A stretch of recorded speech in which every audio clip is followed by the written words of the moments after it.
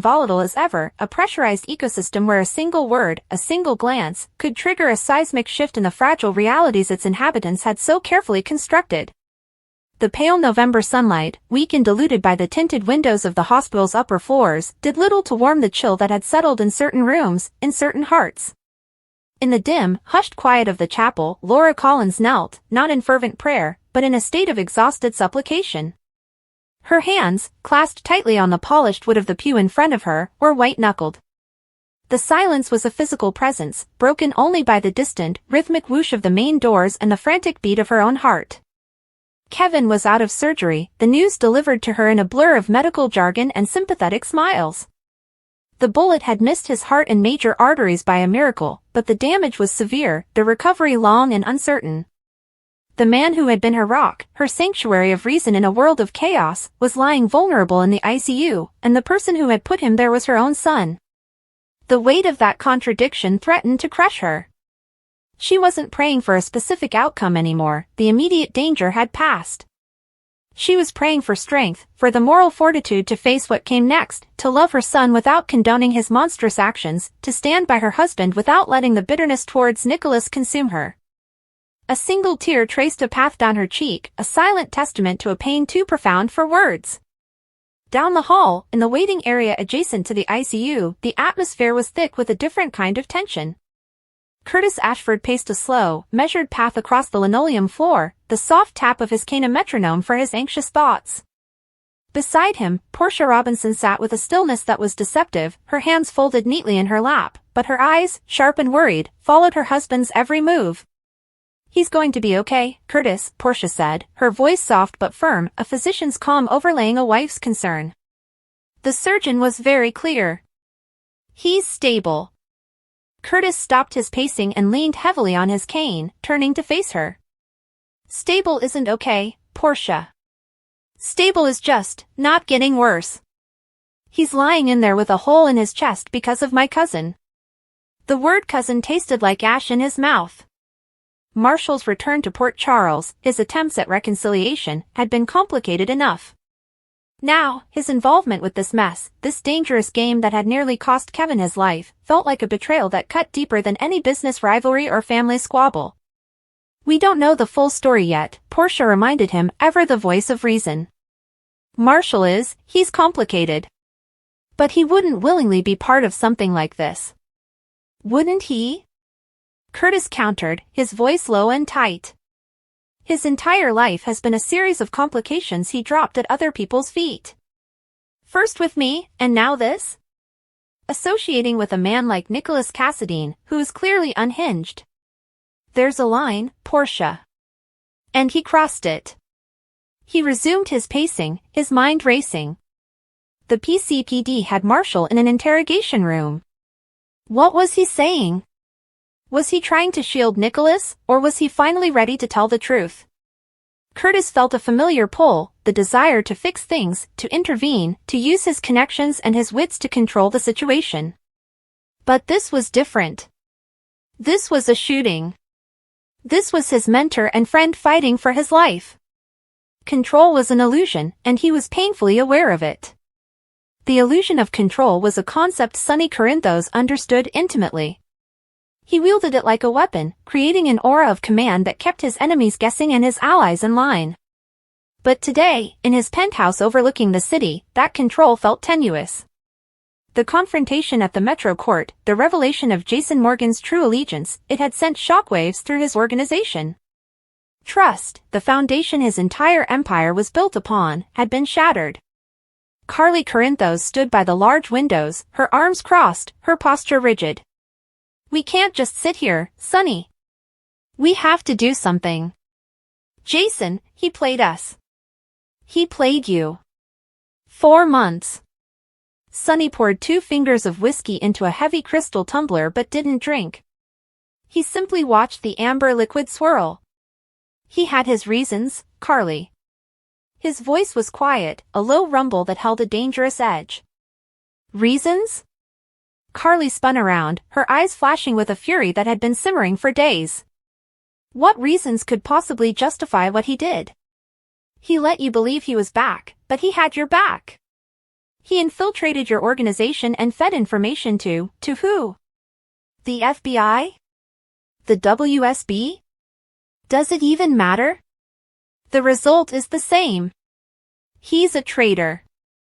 It matters, Sonny said, his gaze finally lifting to meet hers. There was a storm in his dark eyes, a turmoil of betrayal, confusion, and a stubborn, lingering loyalty to a man who had once been his brother in all but blood. It matters why he did it. He said it was to protect me.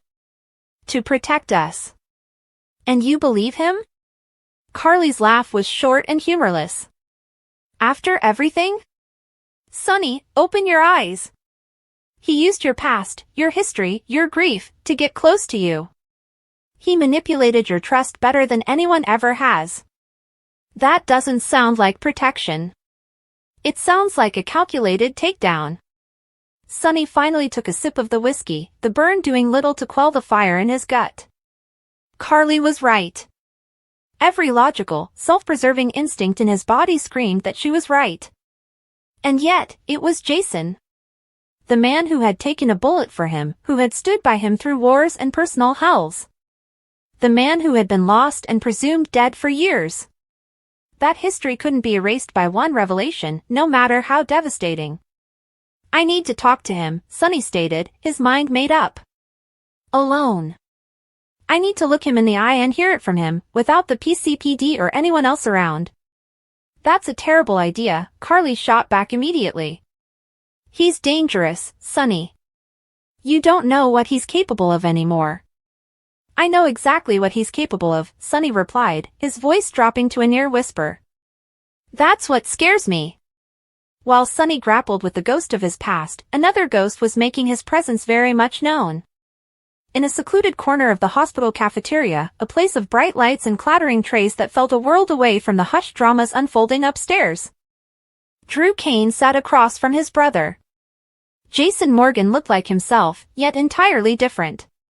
The calm stoicism was still there, but it was now layered with a profound weariness, the weight of the charade he'd been living finally lifted. You're sure you're okay? Drew asked, his concern evident. The physical bruises from the Metro Court confrontation were fading, but the emotional and psychological toll was immeasurable. I'm fine, Drew, Jason said, his voice even. It's over. The hard part, at least. Is it? Drew leaned forward, lowering his voice. Sonny is not going to let this go. Carly is out for blood. You blew up your life here, Jason. For what? To stop a threat nobody else even knew existed? Jason's gaze was steady. It was the only way. Pikeman was just the beginning. The network behind it, the people pulling the strings, they were using Sonny's operation as a conduit, a testing ground. If they had succeeded, it wouldn't have just been a war for territory. It would have been an attack on the entire city's infrastructure. I had to get inside. I had to make them believe I was one of them. And in the process, you made everyone who ever cared about you believe you were a monster, Drew said, not with accusation, but with a deep, brotherly sadness. You let Danny and Jake think you had abandoned them again. You let Elizabeth, he trailed off, seeing the flicker of pain in Jason's eyes at the mention of her name. I know what I did, Jason interrupted, his tone final. I made a choice. I'll live with the consequences. He took a sip of his black coffee. The WSB has the intel now. My part is done. Now, I just have to survive the fallout. The fallout was a multi-vectored storm, and one of its most intense fronts was centered on Elizabeth Baldwin. In the quiet sanctuary of her home, the world she had so carefully rebuilt was in shambles. The man she had loved, mourned, and tentatively begun to trust again had been revealed as a lie. The father of her children had willingly plunged himself back into a world of violence and deception, and in doing so, had torn open every old wound. She was mechanically folding a basket of laundry, the mundane task a desperate attempt to anchor herself in normality, when there was a knock at the door. Her heart leaped into her throat, a foolish, traitorous hope that it might be him, that he might have some explanation that could possibly make it all make sense. She opened the door to find Hamilton Finn, his expression a mixture of concern and hesitant resolve. Elizabeth, he said softly. I was in the neighborhood. I wanted to check on you. She stepped back, wordlessly inviting him in. The silence between them was heavy. Finn had been her rock during the worst of it, a steady, reliable presence who represented peace and stability, everything Jason no longer did. The boys? Finn asked, glancing towards the stairs. At a friend's, Elizabeth said, her voice hollow. I couldn't face them yet. How do I explain this? Again? Finn moved closer, but stopped, giving her space. You don't have to have all the answers right now, Liz. You just have to get through today. That's the problem, Finn, she said, a bitter laugh escaping her lips. I don't know if I can. Every time I close my eyes, I see him at the Metro Court. I see that coldness in his eyes. Was it all an act? Were any of the moments we had real? Or was I just a convenient piece of his cover story? The questions tumbled out, raw and painful. Finn's jaw tightened. He had his own complicated history with Jason, a mix of gratitude and resentment. I can't answer that. But I know what I see. I see a man who came back from the dead and chose to lie to everyone who loved him. He chose this path, Elizabeth. He didn't just fall into it. He meticulously planned it. His words, though harsh, held a ring of truth she had been trying to avoid. She sank onto the sofa, the folded laundry forgotten. I know. And that's what breaks me. I built this life, this safe, quiet life for me and my sons. And he just walked back in and detonated it. For what? For some noble cause? It doesn't feel noble. It feels cruel. Finn finally sat beside her, not touching, but a solid, comforting presence. You're one of the strongest people I know. You've survived worse. You will survive this. And you won't have to do it alone. Back at the hospital, the gears of justice were grinding slowly. In Interrogation Room B, the air was stale and thick with unspoken truths. Detective Harrison Chase sat across from Marshall Ashford, his expression neutral, but his eyes missed nothing. Beside Marshall, his lawyer, Diane Miller, looked impeccably bored, a sure sign she was on top of her game. Let's go over it one more time, Mr. Ashford, Chase said, his voice calm and professional. You were present at the Cassadine property on the night of the shooting. I was, Marshall confirmed, his voice weary. He looked older than his years, the weight of his past and his present predicament bowing his shoulders. And you were there at the invitation of Nicholas Cassadine. Yes. For what purpose? Diane held up a hand. My client has already stated his purpose was a private discussion regarding family matters. He is not required to elaborate on protected conversations. Chase nodded slightly, not pushing. And during this private discussion, a confrontation ensued between Nicholas Cassadine and Dr. Kevin Lynch. Marshall's eyes flickered with genuine pain. Yes. Kevin. Dr. Lynch, he was trying to reason with Nicholas. He was concerned about his state of mind. We all were. And when Dr. Lynch attempted to intervene, Nicholas Cassadine produced a firearm, Chase continued, watching Marshall closely. Marshall swallowed hard, the memory vivid and painful. It happened so fast. There was shouting. Nicholas he wasn't himself. He was paranoid, agitated. He thought Kevin was working against him, that we all were. He pulled the gun.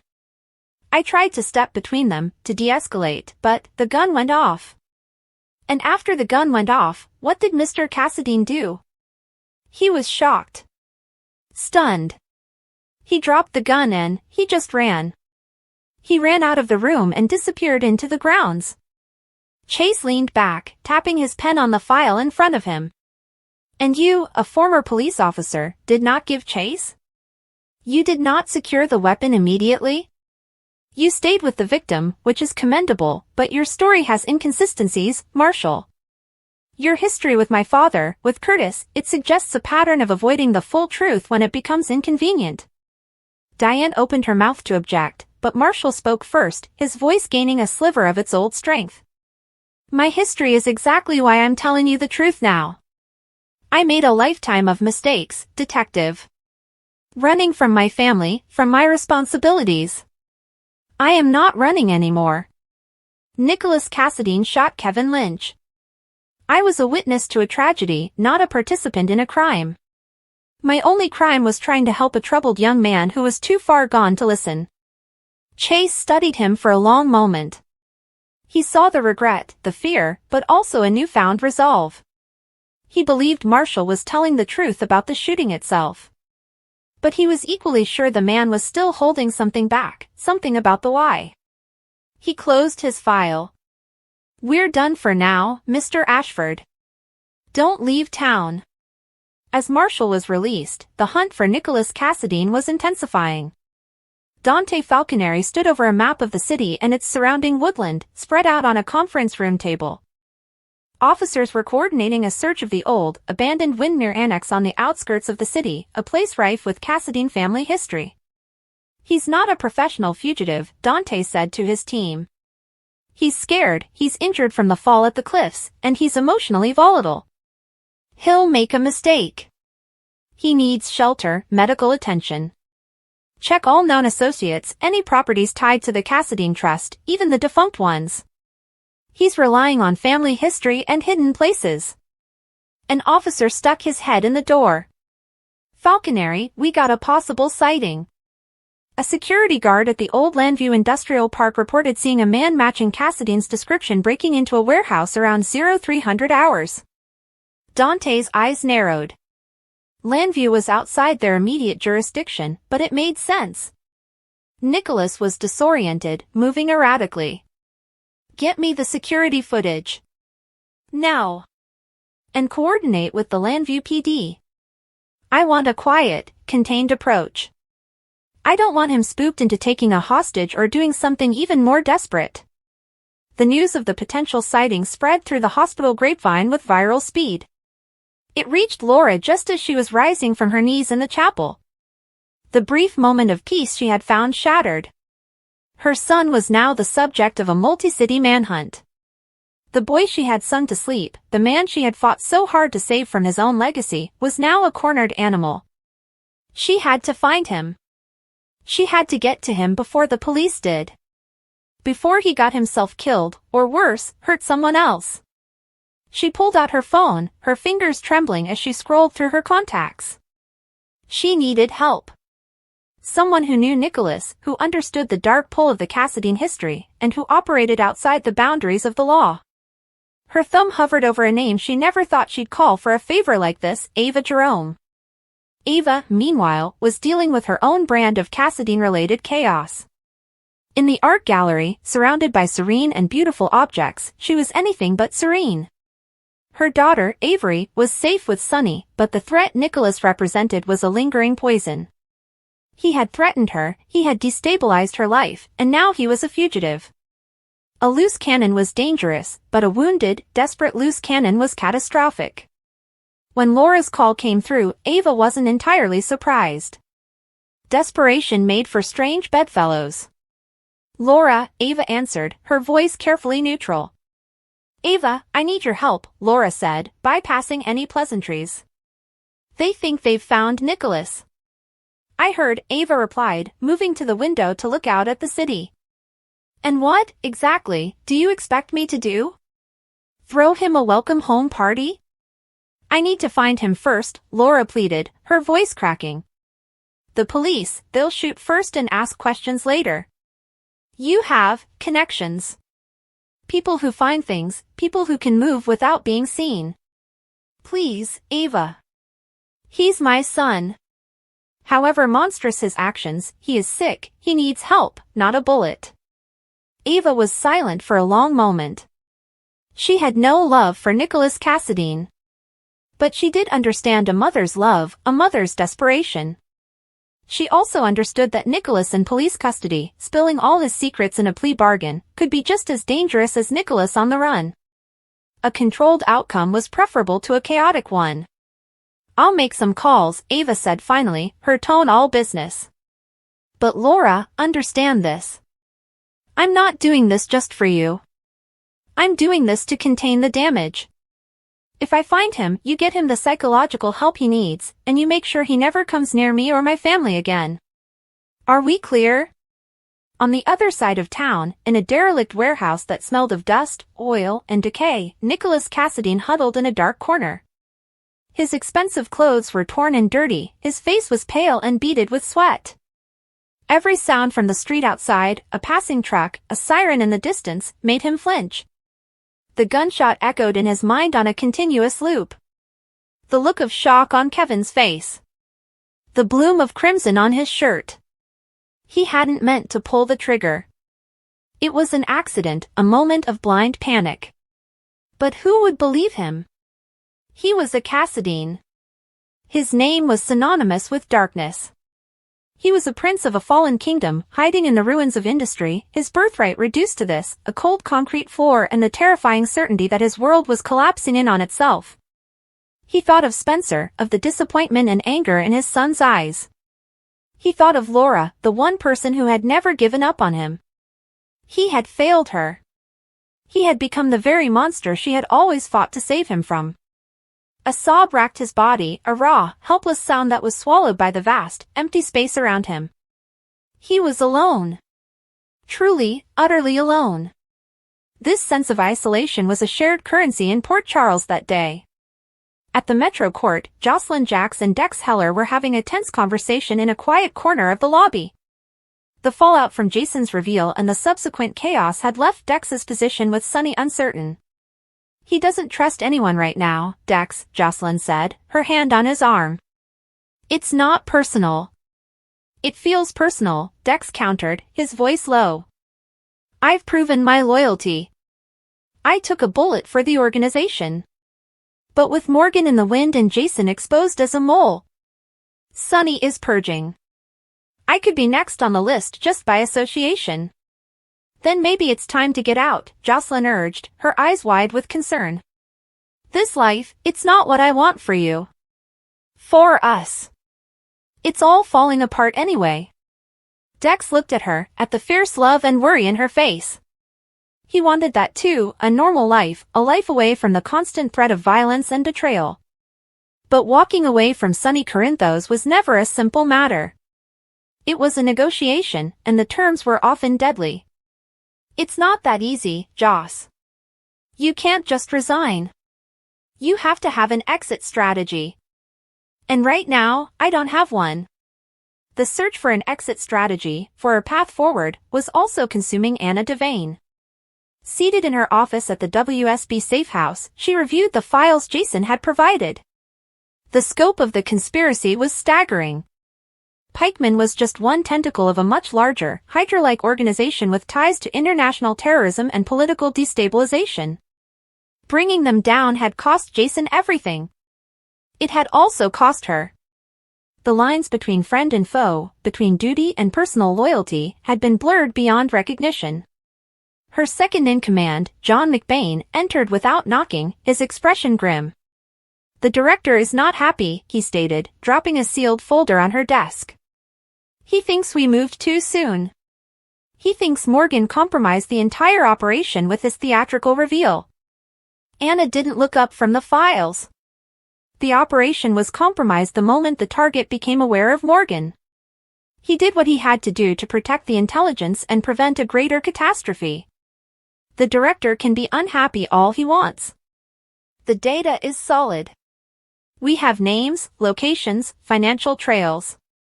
This is the biggest break we've had in a decade. It doesn't change the fact that our primary asset in Port Charles is now completely burned, John countered. Morgan is a liability. And his connection to you is a problem, Anna. The director is questioning your objectivity. That made Anna look up, her blue eyes sharp and clear.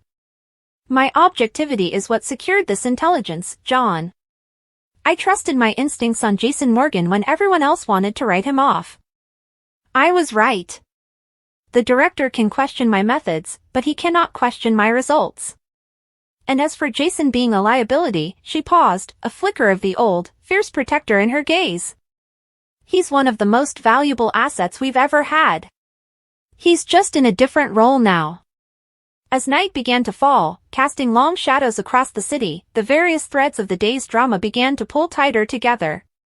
At the warehouse in Landview, Dante's team, in coordination with local police, had established a silent perimeter. They were waiting for the go-ahead to move in.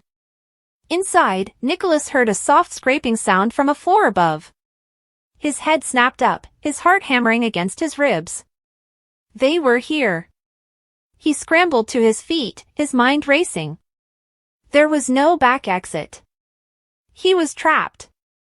At the same time, a dark, unmarked sedan pulled up 2 blocks away. Ava Jerome, having received a tip from one of her less-than-savory contacts, had called Laura. They arrived just behind the police. "This is as close as we get," Ava said, her voice tense. "It's a police operation now." Laura stared at the distant warehouse, her face a mask of anguish. "I have to get to him, Ava. I have to." "You'll both get arrested, or shot," Ava said pragmatically.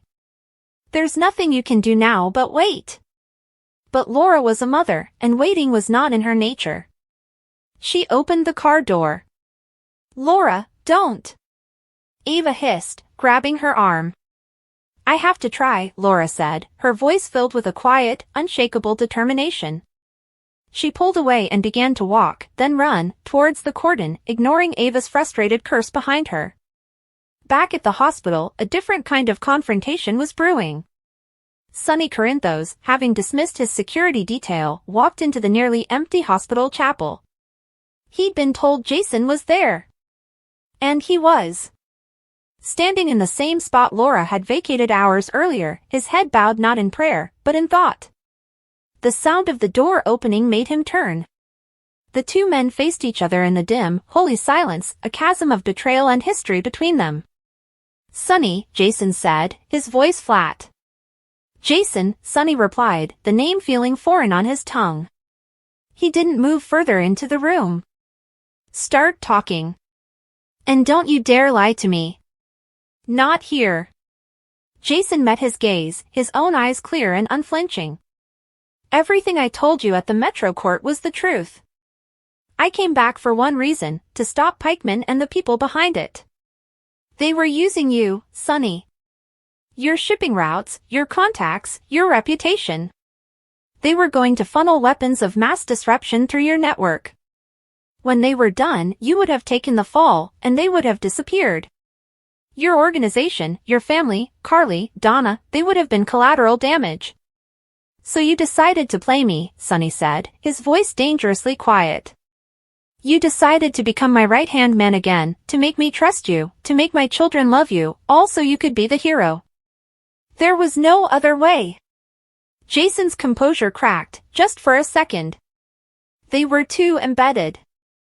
They had eyes everywhere. The only way to get close was to become what I used to be. To make you believe I was what I used to be. Do you think I wanted this? Do you think I enjoyed seeing the look on Danny's face when he thought I was a killer? Do you think I wanted to see the hatred in Carly's eyes? Or the devastation in Elizabeth's? He took a step forward. "I did it to save your life. All of your lives." Sonny stared at him, the words washing over him. He saw the genuine anguish in Jason's face, the toll the deception had taken. The logical part of his brain, the part that had built an empire on suspicion, screamed that this was just another layer of the lie. But the other part, the part that remembered a lifetime of loyalty, was listening. "You should have come to me," Sonny said, his voice rough with emotion. "You should have trusted me." "And if you had said no?" Jason asked softly. "If you had refused to believe me? The entire operation would have been blown, and they would have killed you. It was a calculated risk. I chose the path that gave this city, a chance. I'm sorry for the pain it caused. But I am not sorry I did it." The silence in the chapel stretched out, thick and heavy. The 2 men, once brothers, stood as adversaries bound by a history that was both their strength and their curse. Sonny turned without another word and walked out, leaving Jason alone once more. the battle was not over, but the first, crucial salvo in their war of truth had been fired. And in the cold, dark warehouse in Landview, under the glare of police spotlights, Laura Collins broke through the perimeter, her voice a desperate cry in the night. "Nicholas! It's Mom! Don't do anything! Just come out! Please!" From inside, Nicholas heard her. The sound of her voice, filled with a love he knew he no longer deserved, was both a balm and a torture. He looked at the service pistol he had taken from Marshall's apartment, clutched tightly in his hand. He looked towards the sound of his mother's voice. He had a choice. To end the Cassadine legacy of misery on his own terms, or to face the terrifying uncertainty of forgiveness. In the heart of the crumbling warehouse, a prince teetered on the edge of his abyss, while the world outside held its breath. The morning in Port Charles unfolded with an uneasy calm, the kind that suggested something was brewing beneath the surface. At General Hospital, the overhead speakers hummed softly as nurses moved briskly from one station to the next, but Elizabeth could feel tension tightening the air like a stretched wire. She glanced toward the elevator just as the doors slid open to reveal Jason stepping out, his jaw tense, his eyes scanning the floor as though expecting trouble. "You look like you didn't sleep," Elizabeth murmured as she handed him a chart. Jason gave a curt exhale and said, "Didn't. We need to talk." She studied him for a beat, searching his expression for clues, then motioned him to follow her toward a quieter hallway. "What happened?" she asked once they were alone. Jason looked around cautiously before saying, "Anna called. There's movement, someone's planning something today. And it's tied to Sonny." Elizabeth felt her breath catch. "Jason, does Sonny know?" Jason nodded grimly. "He knows. But he's keeping things close. Too close." Across town at the Metro Court, Sonny stood near the window of the private restaurant area Carly often reserved for quieter conversations. Today, it was just him and Dex looked like he'd rather be anywhere else. "You're telling me they resurfaced now?" Dex asked, his voice low but urgent. Sonny's eyes darkened as he said, "I'm telling you what the intel says. They're testing my defenses." Dex ran a hand through his hair and muttered, "You think they're going to hit you today?" Sonny shrugged, the motion tight. "If they're smart, they won't. But people who want revenge? They're not always smart." Dex stared at him for a moment before saying, "Then we need to tighten the perimeter." Sonny smirked faintly. "Already done." But beneath that smirk lay a simmering concern, something Dex picked up on immediately. "You're worried about Christina," he said quietly. Sonny didn't deny it, he didn't have to.